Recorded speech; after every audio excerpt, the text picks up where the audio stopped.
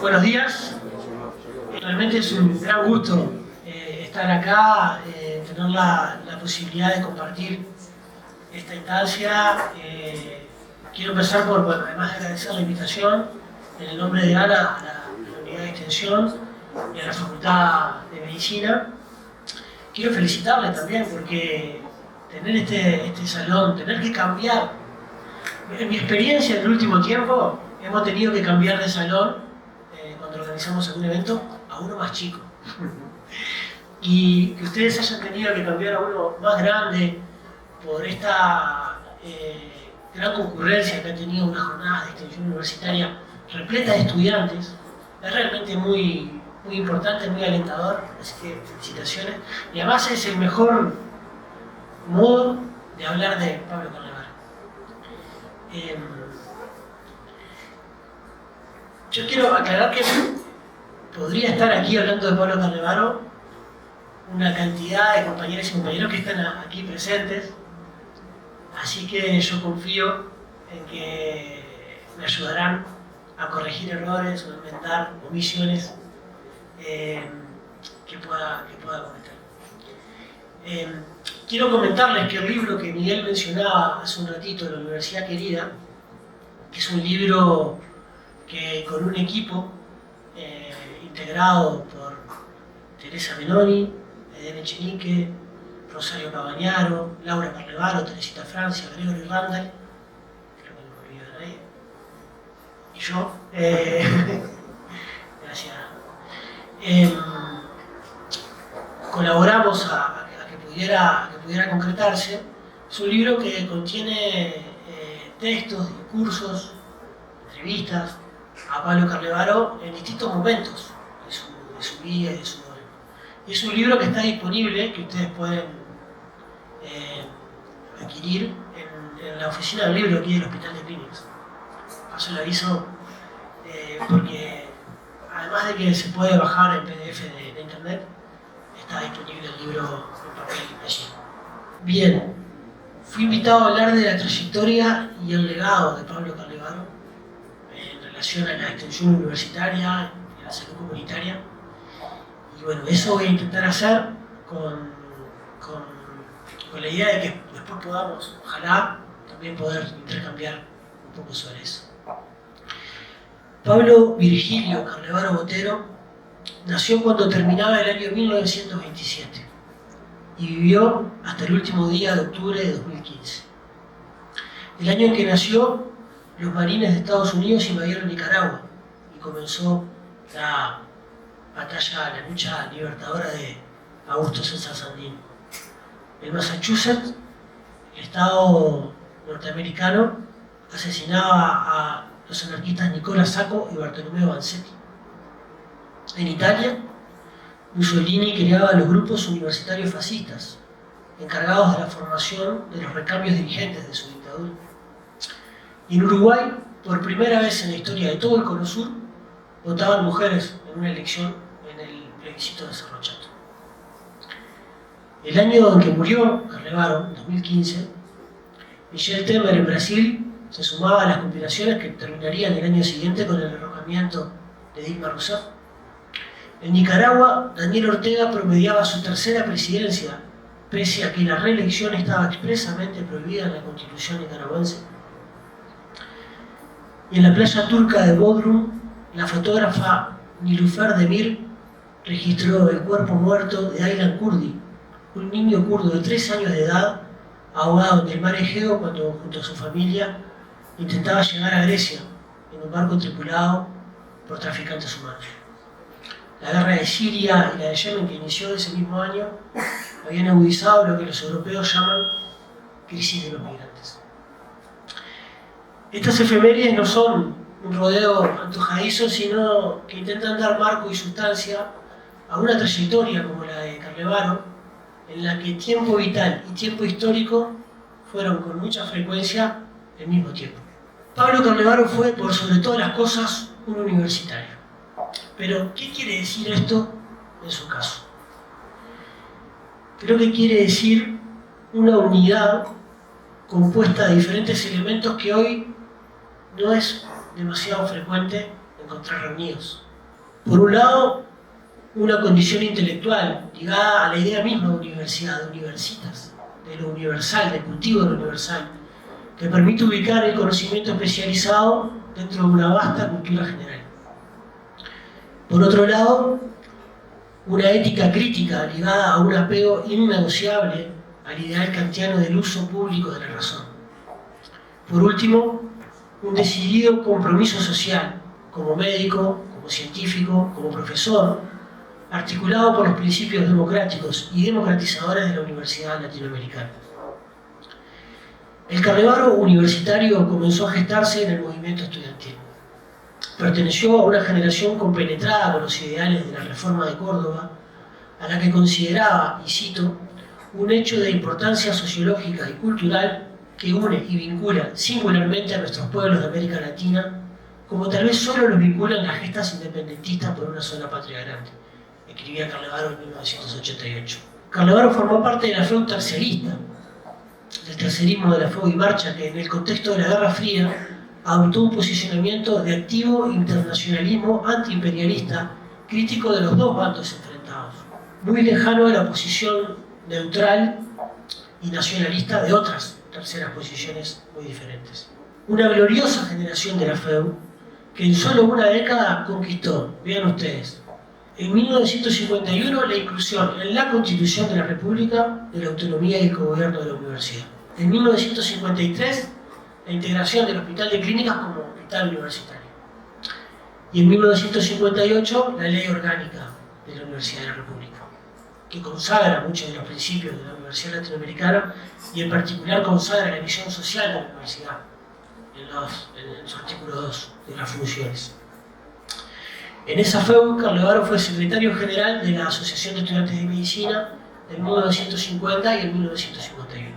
Su formación temprana también recibió la influencia de una generación de médicos anarquistas de la talla de José Golonsoro, Carlos María Fosalva y Virgilio Botero, su tío, todos ellos protagonistas de la medicina uruguaya y de las luchas libertarias de la primera mitad del siglo XX. Golonsoro y Botero formaron parte de la columna internacionalista, la columna uruguaya que en 1937 se integró a la columna internacionalista para defender la revolución española de la invasión de Franco.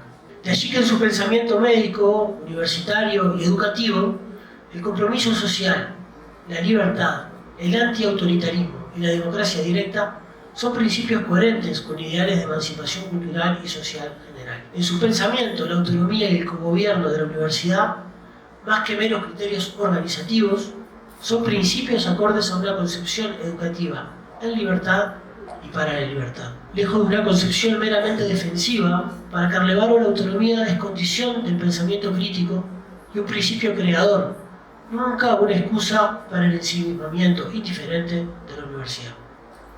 En esa concepción se articulaba también su pensamiento social de la medicina. En un discurso que él hizo en 1973, recordando a Salvador Allende, en un acto muy valiente que el Sindicato Médico del Uruguay organizó ya en dictadura en Uruguay, a pocos días del golpe de Estado en Chile, Carlevaro realizó una extensa, admirable semblanza del Salvador Allende médico y allí dijo algo así, porque esta no la tengo.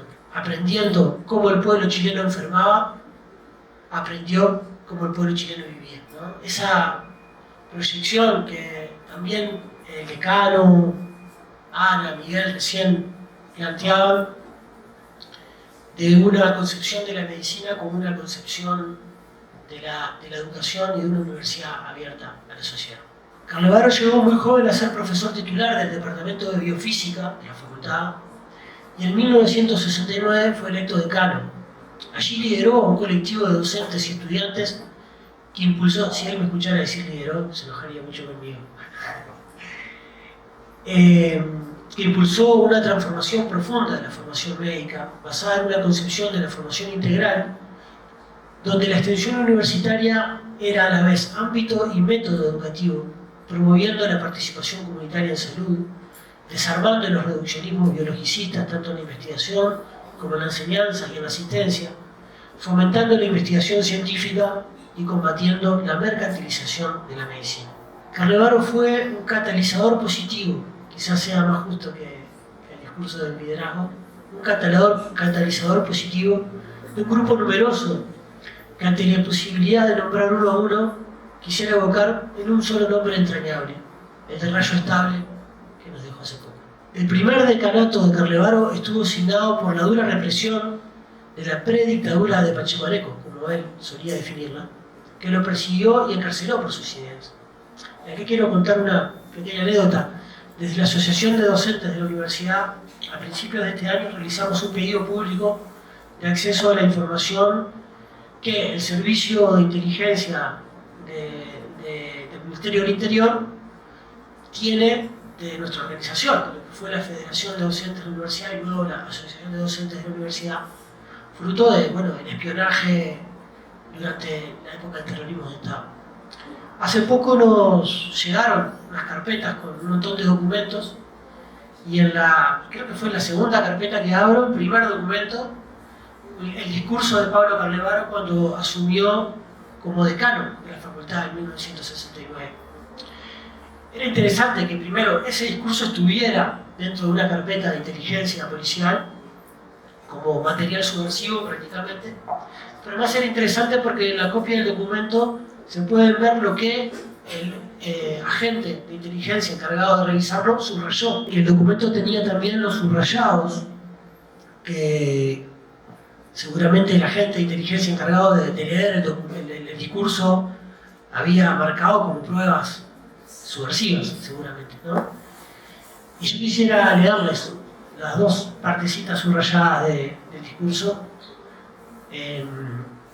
No sé si a ustedes les pasa que cuando les llega una fotocopia subrayada, les da curiosidad por qué ese pasaje y no otro. Pues bien, el primer pasaje que estaba subrayado decía, Carlevaro en su discurso agradecía el reconocimiento, ¿no?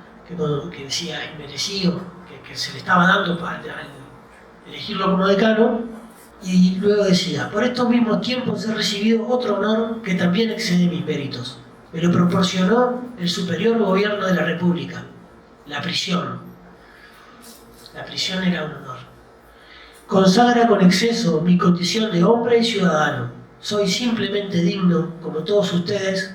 Nuestro único delito es tener opiniones y no callarlas. El otro pasaje subrayado eran dos de los motivos que Carlevaro listó para aceptar su designación como decano. Uno, acepto ser decano, primero, para ponerme al servicio de la universidad y defender su autonomía hasta las últimas consecuencias. Segundo, para impulsar una nueva manera de formar médicos que, además de capacitar técnicos, haga hombres con sentido de servicio social, con verdadero amor por la tarea, en actitud no solo de reparar la salud de los enfermos y rehabilitarlos, sino también de promoverla y protegerla en el pueblo que queremos sano.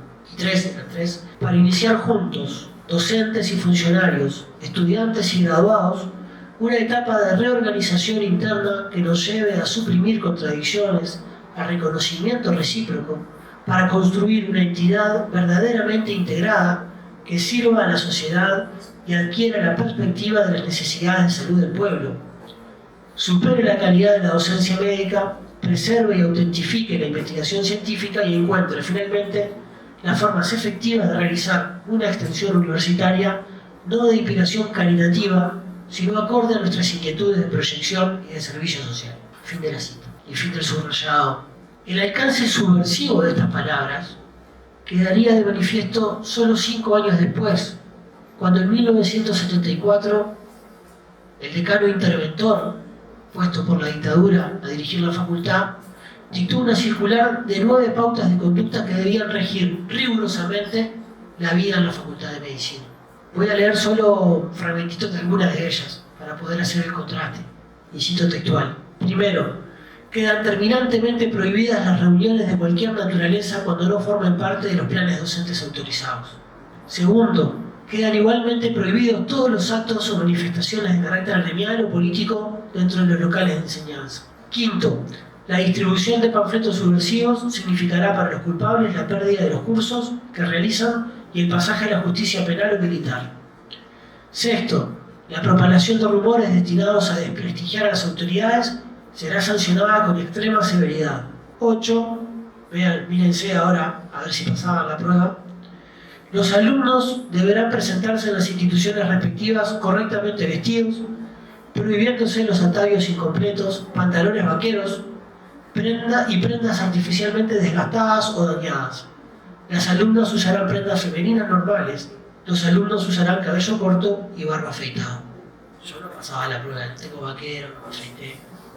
Para entonces, para el año en que esta circular regía en la Facultad de Medicina, Pablo Carlevaro se encontraba iniciando un exilio que luego de un accidental inicio en Argentina, donde fue secuestrado y amenazado, y un breve paso por Perú, lo llevó a Cuba primero y a México después. En ambos países, cuyo solidario asilo agradeció toda su vida, continuó investigando y enseñando, mientras desarrollaba también una activa actividad de denuncia y oposición contra la dictadura uruguaya.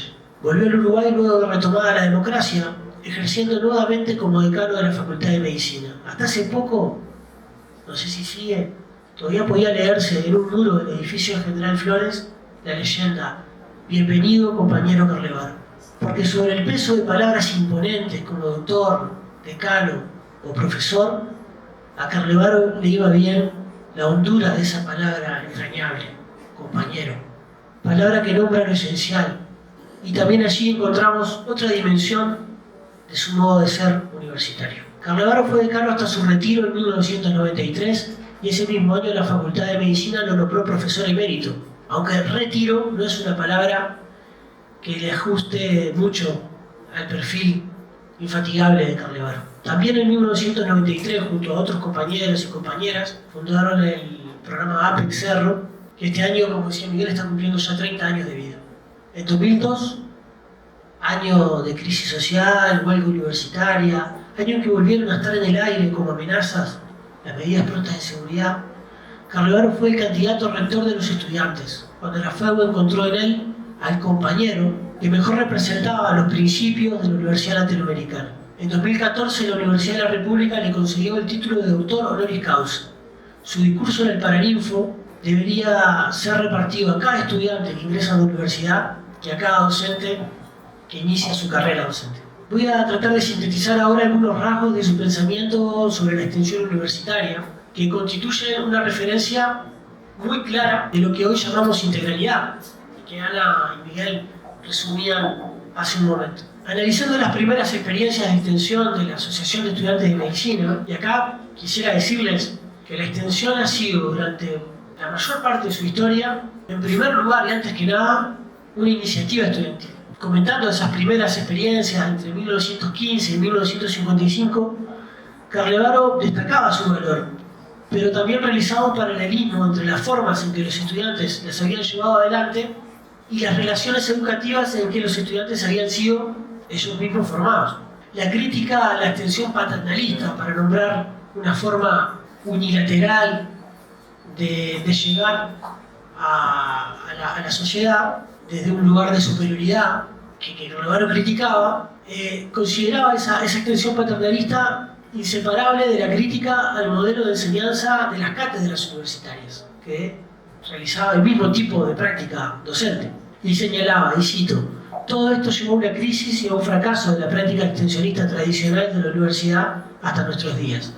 De la misma manera que el modo magistral tradicional de ejercer la docencia entró en profunda crisis. De los principios de la reforma de Córdoba y de la concepción social de la medicina, de los médicos con que se formó, surgen tres grandes rasgos de su concepción extensionista: el antiautoritarismo, la orientación popular y la idea de integralidad educativa, que es propia del pensamiento educativo libertario de finales del siglo XIX y comienzos del XX, desde el manifiesto de los partidarios de la educación integral de Paul Robert a las escuelas racionalistas. En consecuencia, integralidad en Carlevaro trasciende ampliamente la idea acotada a la articulación de las funciones universitarias, de extensión, enseñanza e investigación, para abarcar también dimensiones pedagógicas, éticas y humanas. Hace un ratito, creo que la Ana mencionaba esa imagen de la fábrica de profesionales, ¿no?, que Carlevaro solía criticar. Decía Carlevaro, una universidad que genera profesionales como una fábrica profesionales que van a realizar una tarea de operación técnica en la sociedad e inclusive que se van a beneficiar de la capacitación para adquirir cierta posición social, no es lo que nosotros aspiramos o pretendemos que sea el resultado del proceso de educación universitaria. Uno de los objetivos de esta es formar un profesional con conciencia plena de su inserción en la sociedad, un profesional que no aspire al lucro como fin último de su capacitación, sino que aspire a algo mucho más profundo, su inserción como un servidor de la sociedad. En este sentido es que las experiencias de contacto con la sociedad, de trabajo con los grupos humanos, contribuyen a la formación de la personalidad del estudiante, dotándola de conocimiento y de vivencia directa de lo que es la sociedad y de cómo acontecen sus problemas reales, que no se pueden generar mediante ningún otro tipo de acto educacional, decía Carlevaro en un texto de 1986. Desde esta base formuló una concepción donde extensión y enseñanza son pares indisociables, realizado desde lo que denominó como docencia en comunidad. La comunidad es entendida como un ámbito educacional en el que, además de la enseñanza específica, científica y cultural, sucede lo que denominaba como aprendizaje osmótico. Y hago otra cita. Este es un texto de 2008. Aprendizaje osmótico es aquel que se va dando espontáneamente por la inmersión del estudiante en un ámbito enriquecedor, que puede ser cultural, social, laboral, barrial, comunitario o inclusive la inmersión en un laboratorio de investigación científica tradicional. En estos nuevos ámbitos educacionales, el aprendizaje apreciado por la incorporación de conocimiento, y muy particularmente de conocimiento operativo, se va realizando casi insensiblemente, integrándose de forma gradual y progresiva, siendo reconocido su progreso recién al cabo de cierto tiempo.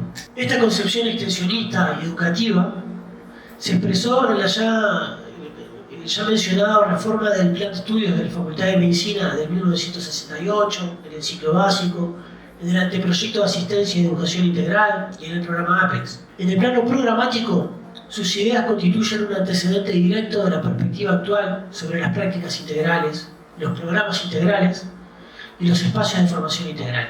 En 1972, en un seminario sobre políticas de extensión organizado por el Departamento de Extensión Universitaria de la Universidad, realizó una presentación titulada Inserción de la extensión universitaria en el proceso educativo de los estudiantes de medicina y de otras profesiones de la salud. Voy a leer una cita, creo que es la última, pero que es una cita muy bonita y que contiene con mucha claridad estas ideas que hoy nutren las formas en que pensamos intentamos llevar adelante la extensión. Decía Carlevaro allí: si antiguamente extender la universidad al medio implicaba una forma de llegar fraccionadamente al pueblo por una suerte de multiplicación de las tribunas parlantes, o cátedras, llamaban a las cátedras tribunas parlantes. En la época actual, el concepto debe modificarse sustancialmente. Extender la universidad es ampliar sus relaciones con el medio, aumentar la superficie de contacto de sus fronteras, mejorando las condiciones de permeabilidad, y aprovechar entonces el sentido vital que tienen las fronteras para establecer allí un flujo de intercambio en ambas direcciones que enriquezca simultáneamente a ambas partes, según el postulado pedagógico de la reforma que establece que en la actividad educativa y por cultura de reunión se identifican los que enseñando aprenden con los que aprendiendo enseñan, tal como lo expresaron quienes sentaron las bases ideológicas de nuestra universidad. Vean ustedes el poder de la imagen que utiliza Carlevaro. Es mucho más rica la imagen que la de bidireccionalidad incluso, que tanto usamos.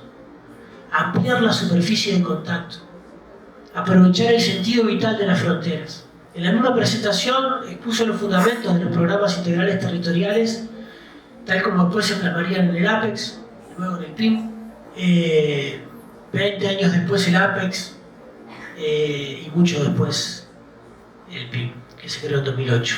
La extensión en Carlevaro no era materia de especialistas, no era cosa de extensionistas, ni mucho menos una suerte de búsqueda identitaria. Su concepción era más bien la que tan tempranamente como en 1909 Palacio Morini definiera como función social reflexiva de la ciencia. En el caso de Carlevaro, orientada, como le gustaba citar, por la máxima simple y potente del Manifiesto Liminar de Córdoba: poner a la universidad al servicio del pueblo. Hasta ahora he procurado, al hablar de Carlevaro, no mencionar ninguna anécdota personal, para evitar todo lo que me sea posible ese mal, a veces frecuente, ¿no?, al hablar de quién es merecedor de semblanza, hablar de uno mismo, ¿no? Y no lo voy a hacer. Pero les quiero confesar algo, y si me permiten la digresión. Me pasa que con frecuencia el recuerdo de Pablo se me aparece con su voz, lo escucho. Y eso me pasó hace pocos días, cuando en la radio entrevistaban a un economista, autor de un proyecto que está en discusión en el Parlamento, un proyecto de crear una universidad virtual del Uruguay, un proyecto de una universidad, entre comillas, sin autonomía, sin gobierno, sin organización académica, organizado por gerencias, como si fuera una empresa. Y el economista, autor de este proyecto que lo defendía, cuando le preguntan, bueno, ¿qué pasaba con las prácticas, ¿no?, profesionales para formarse si todo eso era virtual? Y él ensalzaba el ejemplo de las prácticas médicas de una universidad norteamericana que se realizaban completamente mediante simuladores virtuales. En ese preciso momento escuché a Pablo. Escuché que Pablo decía, oíme. Una frase, una forma muy suya.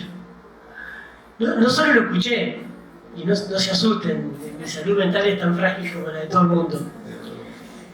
Lo sentí agarrarme el brazo y afirmarse en otro oíme mientras calibraba la munición pesada que estaría por descargar.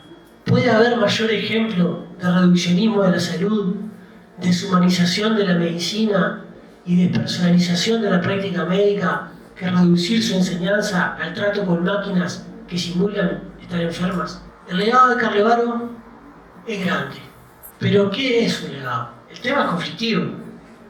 Implica siempre algún grado de incomodidad e indefinición del tipo de relación que en cada circunstancia podemos establecer entre herencia e invención.